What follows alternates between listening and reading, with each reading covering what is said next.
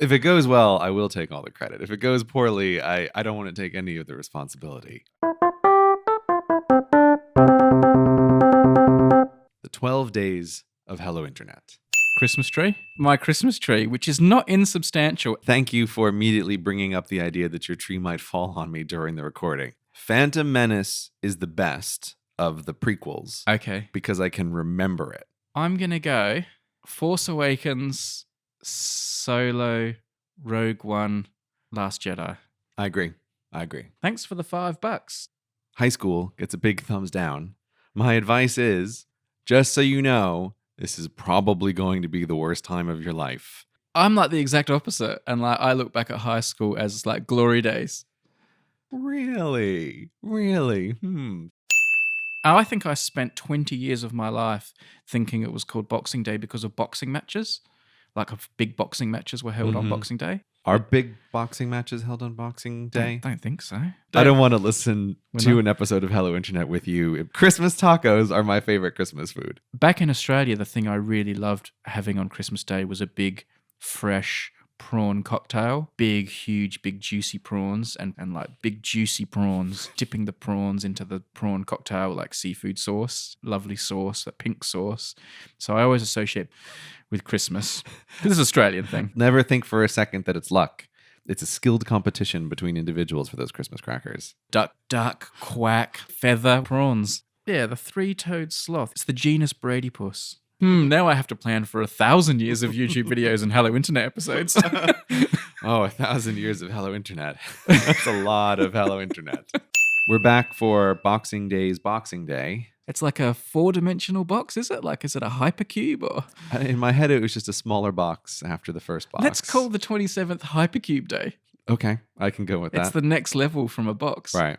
The Lake District. Oh, I think this is now going to haunt Brady for a long time. It is. Let's move on. Let's move on. I'll think about it later. He's too haunted. Are they Pokemons? They're Pokemons, aren't they? That is a Pokemon. I'll be out filming someone for work and I'll reach into my camera bag to get a lens and I'll pull out like a hot stopper as well. It's like, oh, god damn, these bloody hot stoppers, they're everywhere. 6 geese a laying, 4 partridges in a pear tree. No, it's 4 calling birds. Birds. If you call birds, calling birds. Calling birds. Birds. I'm sorry, calling birds. Are calling birds a particular kind of bird, or is it just birds that are calling? It's a very bird-dominated song, isn't it?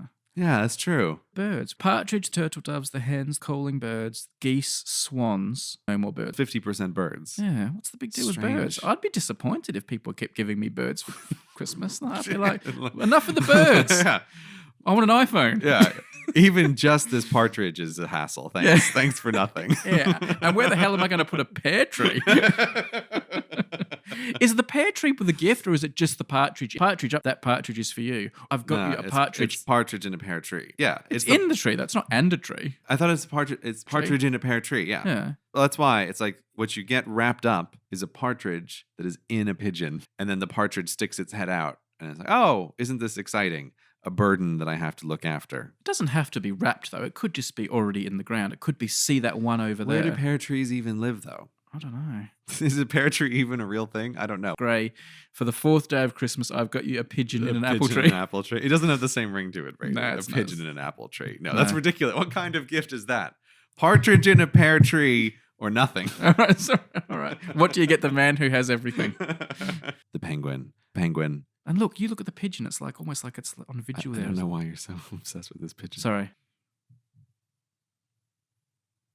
Real Christmas tree or artificial Christmas tree? Well, Gray, you are sitting underneath my Christmas tree right now. I'm sitting underneath your Christmas tree. Near the Lake District. Christmas tree. Christmas tree, yeah. Christmas tree is a good tree. Christmas tree, biggest possible Christmas tree. Christmas at the Christmas tree farm. Christmas tree, watering the Christmas tree. Real Christmas tree. What about you? Do you have a Christmas tree this year? Basically the same story. I grew up with artificial Christmas trees, but then Christmas tree, the smell of the Christmas tree, Christmas tree hunting for Christmas tree. Okay. So we want something that makes the house Christmassy. Yeah. And I used to think this was a ridiculous pain in the ass. But like, I have come to really appreciate the Christmas tree. Like when you come back in the house, like I genuinely do like it. Yeah. We try to pick up our Christmas tree on St. Nick's Christmas tree, actually. A decorated Christmas tree in the house. But yeah, that's the way it works for us. Christmas trees now. Are you snobby towards them, or do you look? No, I think they're totally fine. I don't Yeah. think there's anything wrong with Christmas tree.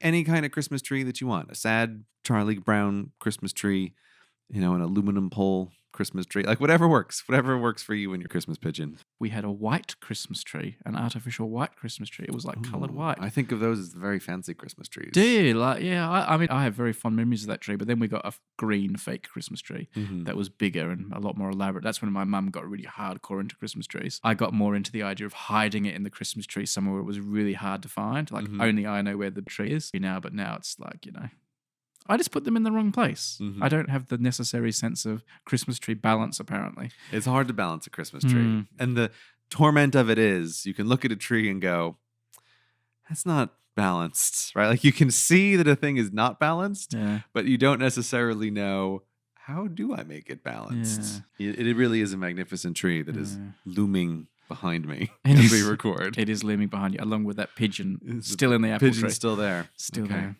Dear Gray and Dr. Brady. Yeah, Dr. Brady. What would you like to be a doctor of, Gray? Bees, which I imagine is that's where all the bee stuff eventually came from. I have a hard time imagining I will ever have a retirement in the classical sense. I can imagine the very, very straightforward path from beekeeping to selling Gray's honey on the open market. And it's like, it would still be a thing. You would imagine there would have to be Gray honey. With the sole exception of video games in my life, I have a very hard time maintaining any kind of hobby that is just in and of itself. And it's one of the reasons why I do like video games, because it's one of the very few things I can do and just be like, I'm just going to sink a bunch of hours into this and it doesn't need to be for anything and it's fine. And so it can be relaxing in that way. But I know something like beekeeping, I would just immediately start turning the gears on. How much honey are these hives putting out? There's no way I wouldn't start selling Gray's honey with my beekeeping. So there will always be something, but I'm willing to go on the record now saying that there will not be 60 years of Hello Internet.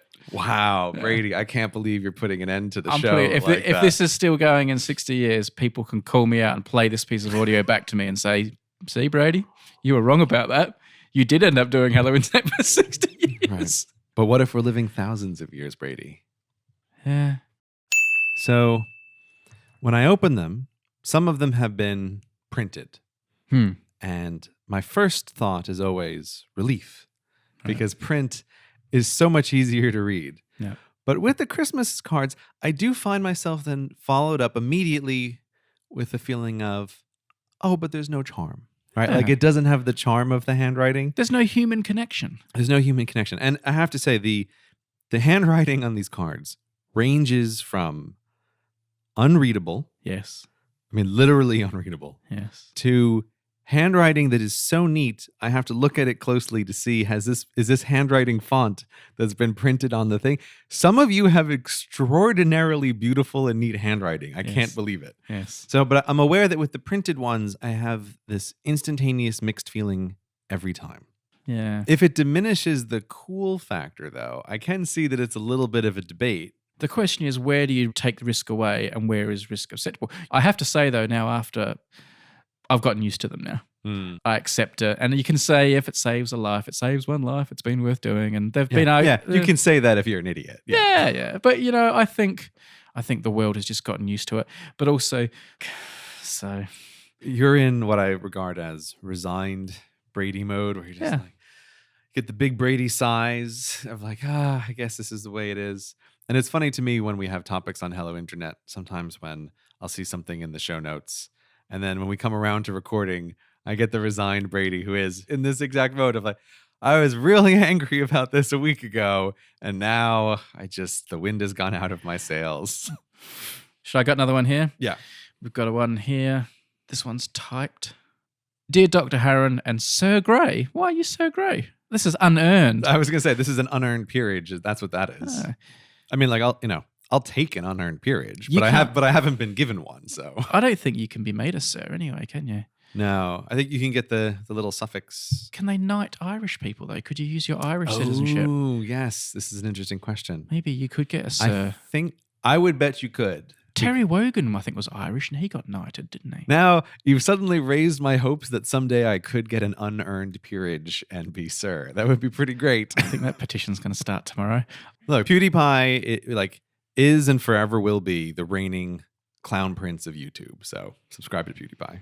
All right. So, from the maker of your second favorite YouTube channel, may I wish you a Merry Christmas. Merry New Year's Eve, Merry Brady. New Year's Eve. I don't know what dimension of cube we're on now, but I've kind of lost track. We have a lot of Scandinavian Tims, don't we? We do. Yeah. P.S. Team Rice Rat. And they've also put a little sketch note here saying, in my mind, Brady's eyes are always twinkling. So hence I think I'm supposed to have slightly twinkly eyes. That's why you do. You do have twinkly eyes. there's a little twinkle in the corner of my eye because my eyes are always twinkling, apparently. This is not true. Normally they're just very grey dead and have big bags under them. But one of the chores that my sister and I had to do was clean the kitchen. Mhm. Stack the dishes away and wipe down the surfaces and make sure the kitchen was clean at the end of the evening. And we alternated. There was a calendar on the wall and it had my name, my sister's name, had a B. And every second day had like a B. Those were the days I had to do the kitchen. And I think it got to a stage where I was doing the kitchen for the next 19 years. Right. Literally page after page of the calendar was just filling up with B. Right. There's another B. And the whole calendar every day I probably still technically am on kitchen duty right now because the number of B's on that duty. And that would break me. Mhm. That was like soul destroying. Doing hard labor and then being told, no, now you've got more hard labor. I like the idea as well that you're living in filth while this is occurring, right? It's like Brady has to clean the kitchen. Don't make threats you're not willing to follow through on. I think the much smarter play is the truth that you, as the parent, you do not know the mind of Santa. You don't know what he's up to. And uncertainty can be much more frightening than certainty. Delaware, the first Delaware's. Delaware. Have you ever been to Delaware? Delaware. Delaware's really Delaware. Probably is Delaware. I can't say for certain if I've... Where is Delaware? Delaware-tropolis. Delaware, I believe is the Delaware City. Delaware. Can you name one city in Delaware? Yeah, I just did. Can you name a real one? I did name a real one, Brady. All right. But no, I can't name any place in Delaware except at the most famous Delaware-tropolis as the city. Okay. So, we do have mobile phones with us and we could look it up, but I think it's more fun to not say it and just drive people crazy, not knowing Delaware, because we don't know what Delaware is, people. We don't know. And we can't hear you saying it right now. You're saying it. We can't hear you saying it. We don't know what it is. We don't know. And I genuinely think these conversations, they're more fun when you don't look at the phone, right? Is it surely listening to us flounder around knowing nothing about Delaware is way more interesting than if Brady picked up his phone and said, oh, the Delaware is this. And then you go, oh, well, it's just over. Do you know what the Delaware is, Tim? Do you know it? Are you saying it right now? We can't hear you. We can't hear it. We don't know. Brady, don't tease the Tims. Tweet Gray the Delaware. Yeah, go right ahead. I can't hear you.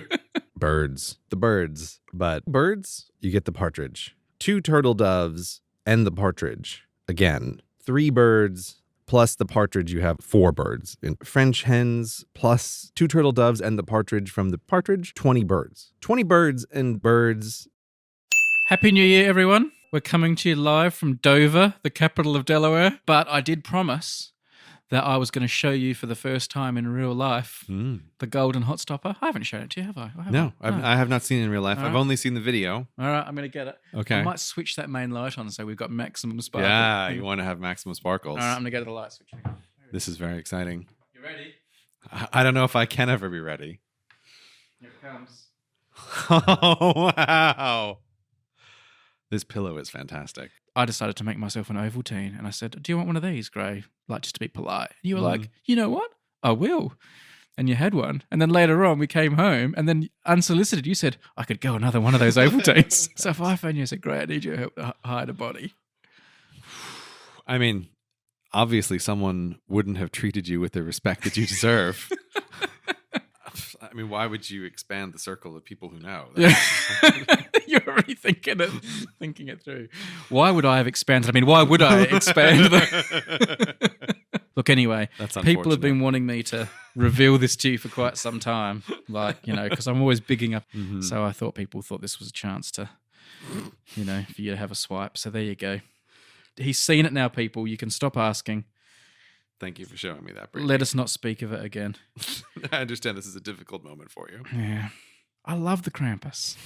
I love myself some Krampus. Krampus will whip the misbehaving children, stuff them into his basket, and then take them straight to the fires of hell. Merry Christmas. Merry Christmas. That would be great in a movie about trying to solve the puzzle of bringing you back, and they keep rearranging the 5 objects. And then it's not until some genius says, no, the key to bringing Grey back would be to leave one object out. Right. And then suddenly you just appear from below. Woo.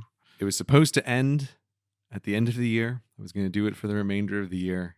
And now that, as we're recording, it's January 1st, 2019, all I can say for sure is I'm not ready to come back. You're not coming back yet? I'm not coming back yet. Okay. I don't have any more plans than that. Because you say it can't be 3 years, right? Right. And 0 time was not satisfactory to you. 3 years is too much. So I'm guessing 18 months is the smart bet. When would 18 months be? That would be like the start. This would be about this time next year. I guess so, if that's where you want to place your bet. All right. There you go. You heard it here first. Well, where else were you going to hear it? And New Year's resolutions are dumb anyway. I strive for consistency and perfection in all my work. People, what you don't realize is perhaps that episode was not numbered on purpose. And if you go back and re-listen to it and take the second letter of every 9th word, then maybe, I'm just saying, maybe there's a message there. There's reasons for everything. Yeah. It's only a question of how deep are you willing to dig to find them. That's right. All right. Maybe there's things in the metadata sometimes. Who knows? Who knows? There could be Not all me. sorts of things. Oh, look at this, Brady. What we got? From some envelope. Once again, we just have money on the table. I don't know if it's the best, but what I like about this clear section is it doesn't feel committee.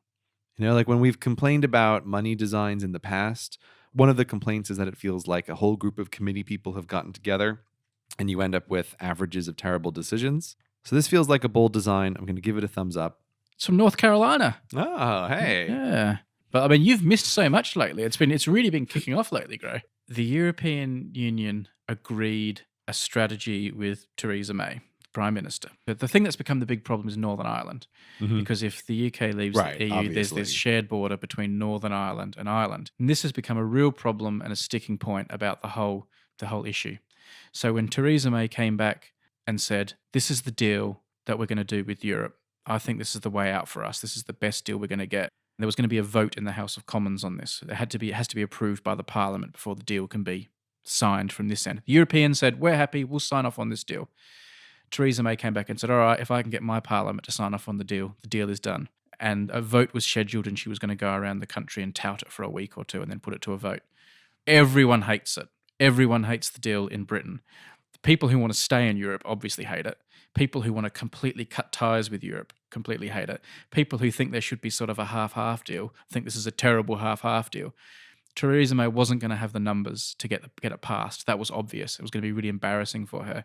So she took the vote off the table and she said, I'm going to go back to Europe and see if they'll fiddle with this Northern Ireland thing because this is clearly going to be a problem.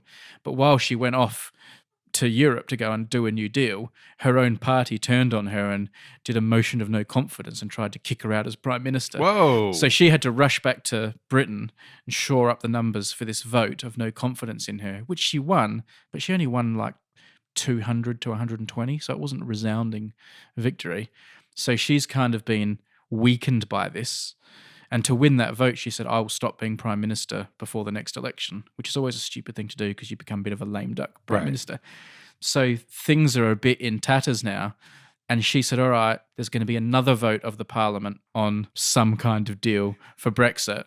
No one's happy. It's looking more likely than ever before that Britain will leave with no deal. This is like the crash out. The crash option, out. The crash out. It's also looking more likely than it did before that there could be another referendum. I don't think that'll happen, but it's more likely than ever has been before that there could be another referendum where people are asked again, this is the new situation, what do you think should happen? So at the moment, it's still all in limbo. Europe said, okay, here's a deal. Theresa May said, I'm happy with that deal. And she couldn't get it at her end. So Europe are now like, well, what the hell, man? What was the deal with the border? What was going to happen at the border? The problem is this thing called the backstop. What the agreement is that Britain leaves the EU, but kind of stays in the EU until a deal is done. And Northern Ireland in particular will still have open trade between Ireland and Northern Ireland, but also Northern Ireland will follow the rules of the EU. So for all intents and purposes, it will kind of be in the EU. Parts of Britain will still be in the EU, but the border between Britain and the EU will be like the sea between Ireland and Britain. And it's kind of like Northern Ireland has been like excised off of the UK and like broken the union. So like now it's this... So the Northern Ireland thing becomes like a little European Union enclave? Yeah, that's kind of like that, yeah.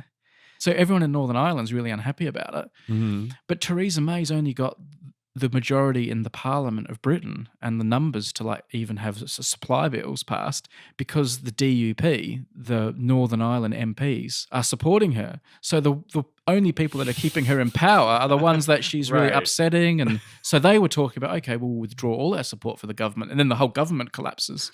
And then there would be a general election. So, oh my God. So a general election is very much on the table as well at the moment. It feels like it's getting further from resolution than closer.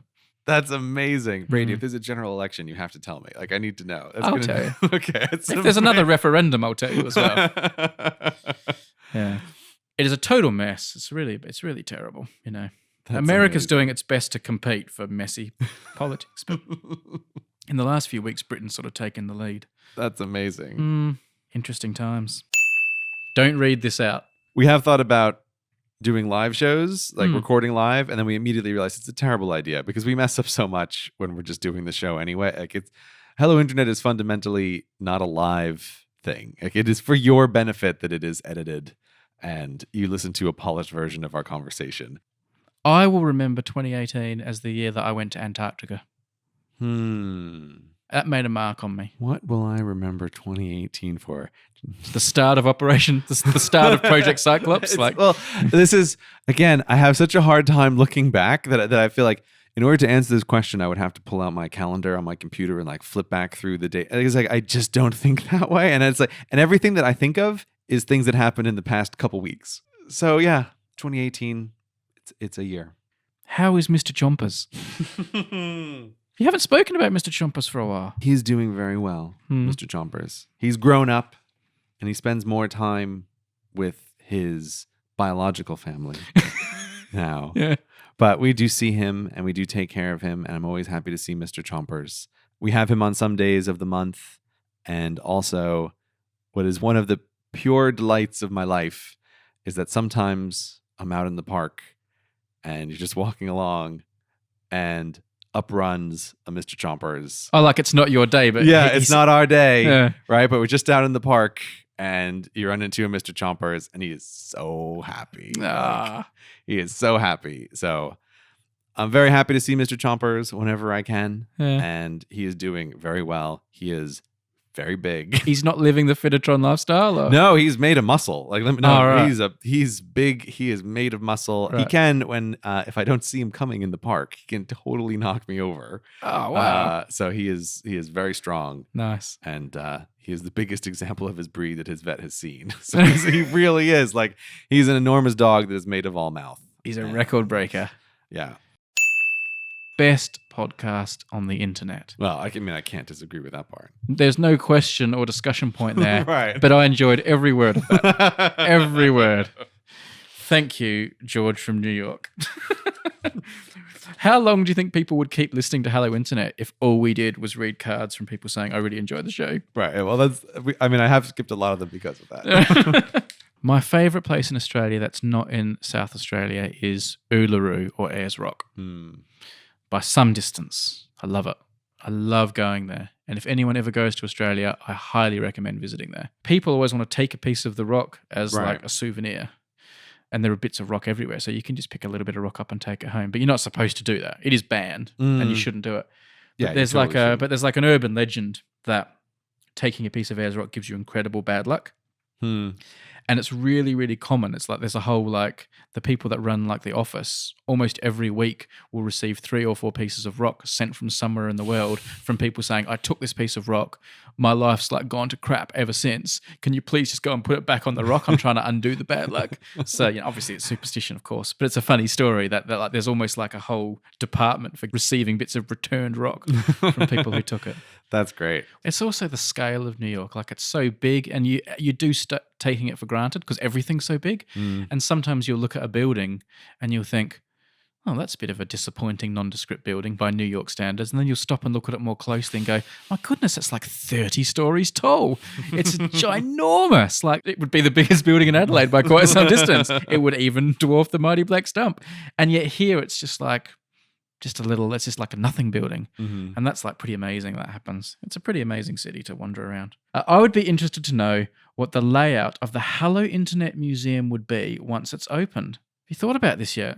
I mean, how is it going to work, the Hello Internet Museum? Is it going to be lots of different rooms? Will there be themed rooms, do you think? Or is it going to be like one big open space?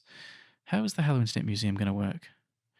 We seriously need to start thinking about this because my office is going to start overflowing soon. That is true. Yeah. I mean, we've already settled that the golden hot stopper is going to be set up like the Queen's Jewels. Yeah. Where it's behind a glass case. Yeah. And you need people movers to keep people moving on by because of the throngs that are going to be there. Yeah. So that obviously is going to be in some kind of vault that would be in the center of the museum. I actually, I don't want to get too carried away here and get designs beyond you've my station. never thought about this, of course. No, but I do think it would probably be just one large space. And at the center with all the lights on it is the golden hot stopper. And then the walls around the edge would have different themed displays and cases that people kind of wander around. Right, but I mean, it is going to be quite a vast space by the time that we're done. I'm talking the turbine hole, Yeah, well, like this is what. Yeah, but when you say, "Oh, on the walls, on the edge," but I in my head am thinking, yes, but those walls will be very far apart from each other by the time we're done collecting artifacts for the show. So there will be like plinths in the middle, right? Plinths in between where people can look at things like mounted. Yeah, you're right. Yeah, There's got to be more. It can't just be the walls, and then you have to take a 5-minute walk to get to the center where the jewels are. The other option is like we go bigger, like okay. more ambitious. And I'm talking, there are different levels that you could go with your ambition. But when you come to like top level ambition, I'm talking like United will donate the plane you were on when you came into land at Newark that we did the episode about, and that could be like suspended from the ceiling. Okay. And the car we did the road trip on could be donated by the hire car company, and so there'll be all these like huge machine artifacts, and children could wander up and down the plane, and the seat you were sitting on when the aborted landing happened, that would be like roped off to protect it, so you couldn't pose for photos in that because it would get worn away by the constant usage. But like, so you could start having all these like really like major objects. I love your grandiosity, Brady. I really do. They're probably not going to donate a whole passenger airliner, are they, for the sake of... That's not going to happen, is it? I mean, one can dream. One of the things I like about this robot is in my head, the robot has clamp hands. Like in this version of the robot has little clamp hands, which I like. So that's what you imagine. Like if I'm imagining the style guide for the CGP robot, I always think of it as having like the classic robot clamp hands. Okay, yeah. As opposed to having like articulated fingers. Yeah. But this is like a very human looking robot. Yeah, like a silvery man almost. Yeah, like a silver man. Like almost like Surfer. the Tin Man. Yeah, or the Silver Surfer or the Tin Man. Yeah. Okay, so now I like this. It's Dear Dr. Brady Harron. Yeah. And the God of Bees. God of So Bees. finally, I get some title here. I like this. Yeah. Like no joke, no humor in it at all. I can actually defend the Twilight Saga like all day long. But it's like it requires a hell of an investment from people on the other side. I think after about 4 films, it falls off a bit of a cliff. Have you made it all the way through to the end, Brady? Maybe I haven't. Like, I like it when Jacob starts getting a bit better looking. You're more of a team Jacob than team Edward? I think I probably would have been a bit more team Jacob. Maybe, I don't know. I respect her loyalty, but I don't know what I think about those films. I think I don't like them. Will there be nations on Mars? I don't know. It feels like nations are ways that humans are just going to inevitably arrange themselves. If they're not nations in name, they're nations in function. That'd be my guess anyway, but I don't know. I don't know.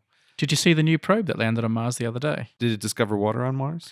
Not yet, and it has Okay. not. Voyager 2 left the solar system the other day, though. Oh, did it really? Yeah, no. Life is a game, but it's a game that's like poker, where there's an element of randomness, but you can still make good or bad decisions within that element of randomness. You've got to know when to hold them and when to fold them. Yes, you need to know when to hold them. And you need to know when to fold them. Yeah. You need to know when to walk away. Yeah. You need to know when to run. That's right. I hope that's helpful. Oh, see this guy here I'm talking to? He's a YouTuber. And the young guy looks at me. First thing he says, how many subscribers have you got? I was like, oh, well, I've got a few different channels, but my biggest channel's got about 2.5. And then he walked away. Didn't ask what the channel was, what it was about. But the only thing that mattered was, are you legit? Have you got subscribers? And I've spoken to other people with their kids, and they're talking about their kids, and they're saying, yeah, Billy wants to be a YouTuber. And they sit around in the lounge talking about their plans, cooking their plans to become YouTubers. And she said, all they talk about is ways to get subscribers. Mm-hmm. And it's not usually through content. It's not if we made an incredible video that people enjoy, this will like grow our brand and will become... They're always just thinking of tricks and ways to game the system and get subscribers, because that's all they equate success to. And it's become the whole like, it's all this number, even though, we've talked till the cows come home about what an irrelevant number that is. But it's really interesting to me now that's like, it's become the metric of success as well. Not millions of dollars, not having a Mercedes or a Rolls Royce. It's like an emu and a kangaroo, or an emu, as you would say. Right. Gray famously said the word emu in one of his videos that I still can't get over the shock of. An emu and a kangaroo. I don't know the kangaroo. Okay. How do you feel about that? Kangaroo and the emu. The red kangaroo. Emu is just the national bird. What is the best tasting Christmas cookie shape? The Christmas tree. Christmas tree, yeah, clearly. Yeah. There's no other answer to that. All right. How is it even a debate? Well, I'm glad we agree on that. Christmas trees. I've never seen us agree on anything so wholeheartedly. Look at this that's been sent. Oh, wow. That Yeah. looks really nice. So it's a very clever Christmas design. Praise first. Praise first. Praise Oh, first. okay. Praise first. What are we going to do with all these cards full of questions we haven't answered and messages we haven't read? I think we should revisit some of the unopened cards at some point in the future. But the Christmas tree is falling on top of me, which it's been looming here every day that I've come to visit. So Yeah. like there's so many details we can't possibly mention. But I think we should give another go to some of the cards that are remaining. But don't send any more because right. we've drawn a line under it. No more coming in. Yeah. The bags that are here at Brady's house, that's the end of it. Yeah. I'm so confused. We've caused a time paradox. We've just ripped the space-time continuum. Yeah, quick. Abort. Well, that's it. That's the last little bit of Hello Internet in 2018. I know some of you want to know when the show is over. You don't like the cold closes. So this is me now telling you that the show is ending momentarily. I don't think letting you know that the show is about to end is better, but it is the holiday season. So this is my gift to you, those of you who desperately want there to be an indication that the episode is over. Hello, Internet. The 2018 season and this particular episode ends right now.